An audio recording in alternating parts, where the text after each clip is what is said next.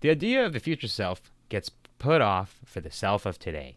In fact, research has shown that our brain has different activity for the way it sees its current self and the person it sees in its future self. So almost as if the future you was a stranger.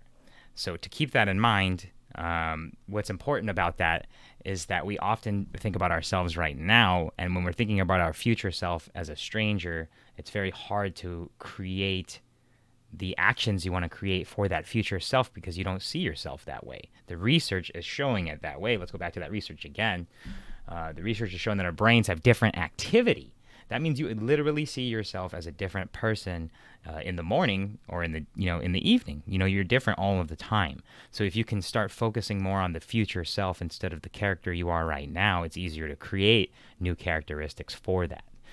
To make that more tangible, if you want to get better at eating healthy, you have to think about what is the future self going to do and think about, right? And so you will have to think about, well, where is my future self going to set himself up or herself up for sabotage of diet? What events am I going to go to and where will I be compromised? And when you start to plan ahead, as we see here on that screen, the future self gets put off for the self of today. So the more you can invest in that future self, the more successful I think that you will find yourself to be in terms of the science here of what's going on for the body. Okay? So we're going to move forward here into our next little fun share with you guys. I have a cool little funny to show that people get it done even in outer space. No excuses. No excuses.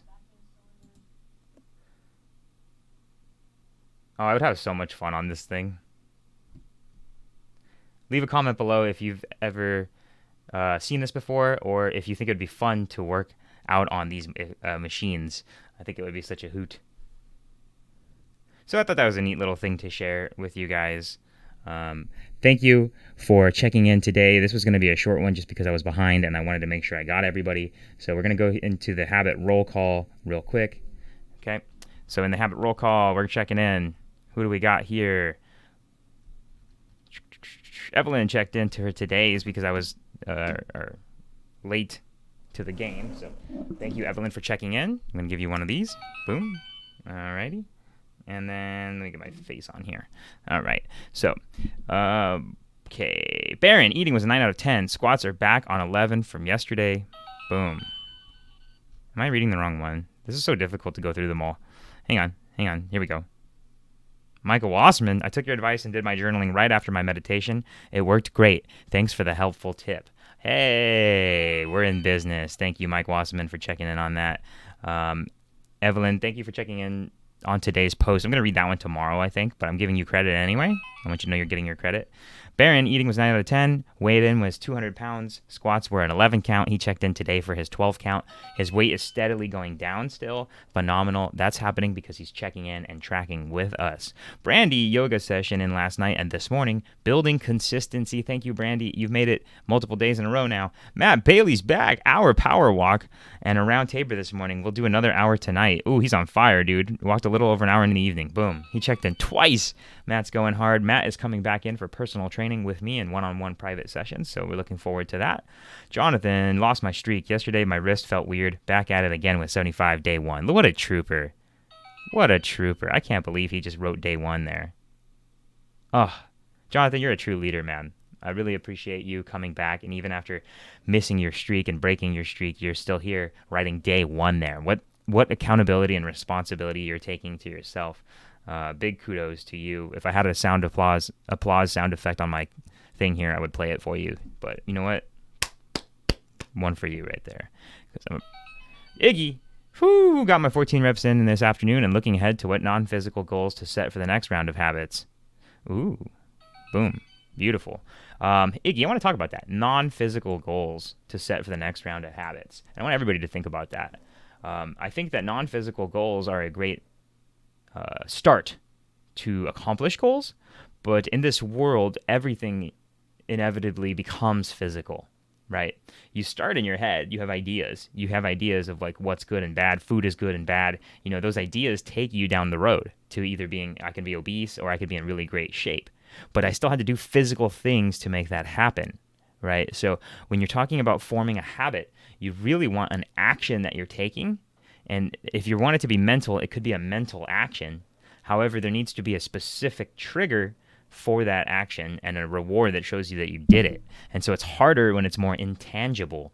And when you can take yourself and find a way to make it more deliverable, you're going to be able to track it better. So if you wanted to say, like, track something non-physical, like how many days in a row you stayed consistent to healthy eating, instead of making that the habit, we would want to make the habit tracking. I will physically track at 7 a.m. or whatever the good time is for you.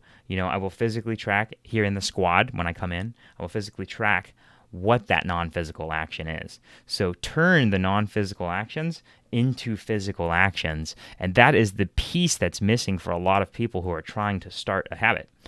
Thank you for that one. I'm going to move back over here to our shares.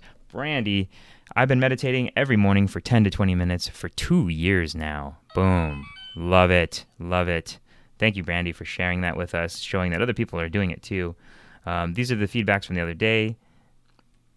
Any advice on how to balance training different parts of the body between different days of the week? Oh my gosh, that's a huge question. I think we're going to have to address this one in a full video. I'll make a video for you on this one. But my big picture advice on this is we get caught up in deciding what the best split is, or what the best body weight routine is, or what the best anything is. And as most experts will say, the best anything is the thing that you stick to. So we want to find consistency in what we're doing.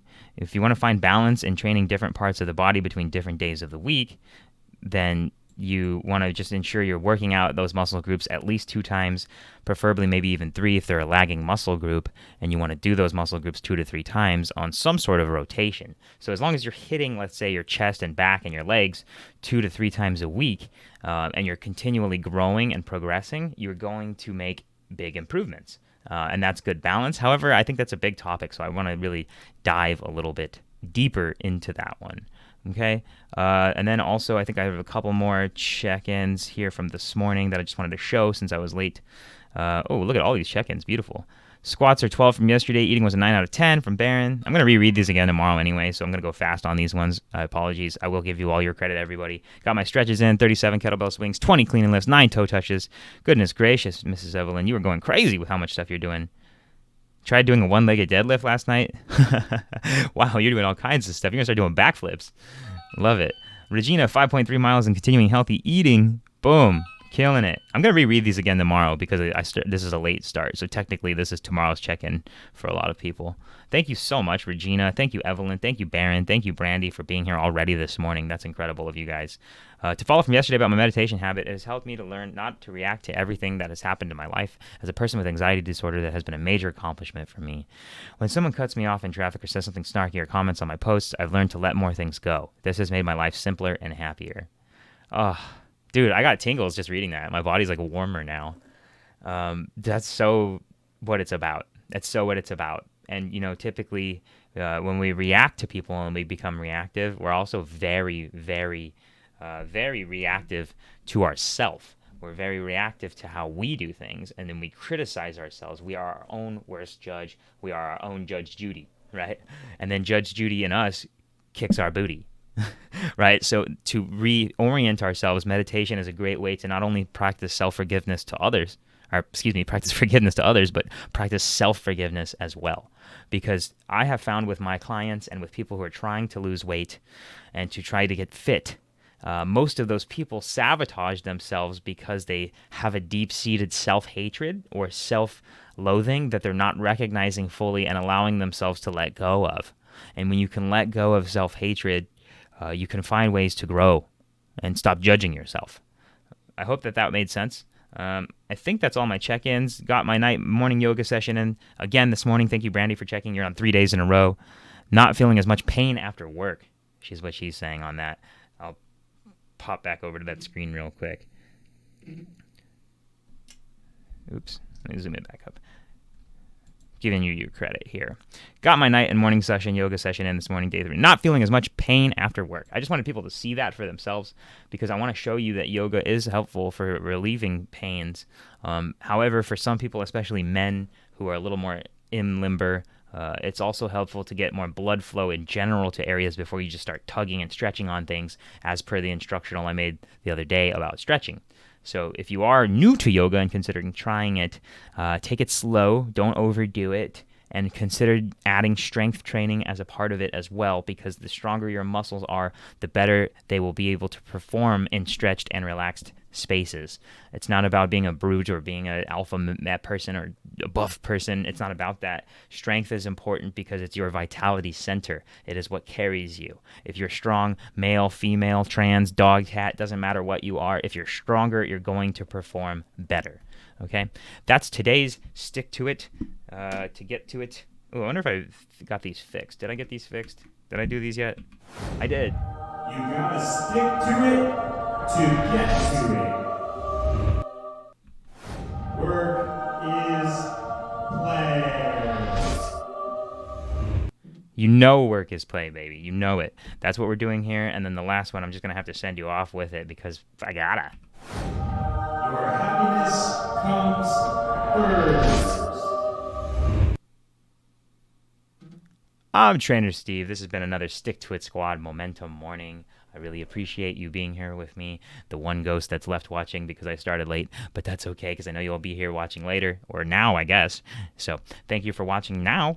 Make sure that you're joining in the group, participating by leaving your comments below, sharing this with people so that they can get affected as well. Click the share button when it's available. And just work on your life. Work on your life. Don't get bogged down by the details of everything. Stick to it, baby.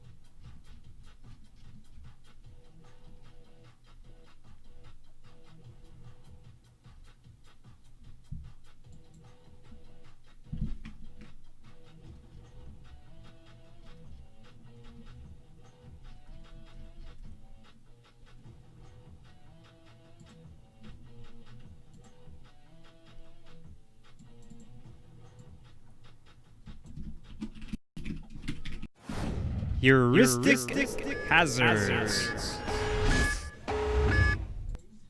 So before we get into so many of the things we have to cover, So many hot topics. hot topics. One of them is that we obviously have a very active YouTube channel where we release all of the podcasts that we record here.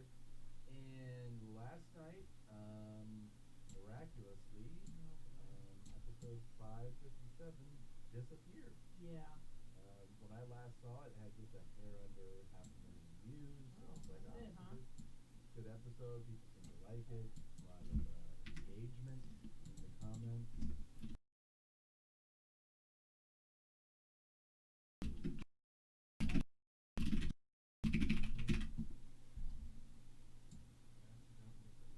How do you accidentally delete it?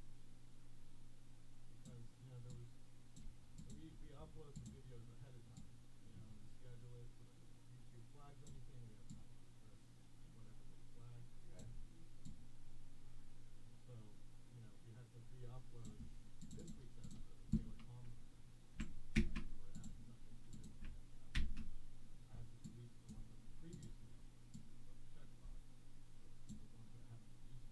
What? Why the one? They need to be one. Well, no, because there's the normal YouTube version, and there's the Oh. channel member version. Okay. Okay. So I checkboxed Buzzing the Taylor Cohen episode, or so I thought, and then I clicked the button that said delete forever. What? And then as it was doing it, it said, "Hey, you could go away from this page if you want while we delete it." So I'm like, "Oh, cool." And then I look down and I see that one of the ones that I deleted didn't have a zero in its view count. It had just under half a million. So I was like, "Oh, no." And then I clicked. So you just clicked the wrong box. I clicked the wrong box. Last week, though. But I immediately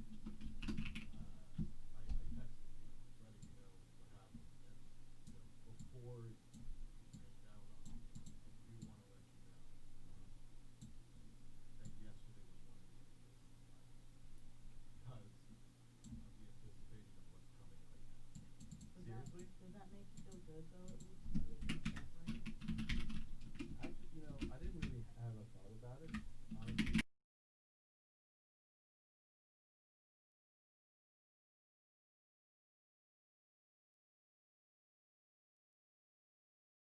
Great for the dog. You did a good job. It happened right after lunch, and I almost threw up. And then, I mean, you could ask Zolo, but like right afterwards, I was just like, "Hey man, I need to go for a drive and calm down a little bit." Yeah. And, Honestly, it does make me feel better. I was hoping you'd say that. Well, I was hoping, because we have cameras in the studio with the right security, that we could pull the footage. I know. That would I'd be like- nice to see. I'd like to I'd like see to the see the freak out. panic. Yeah. Yeah, there definitely was panic. Can I get Zolo on here for a second?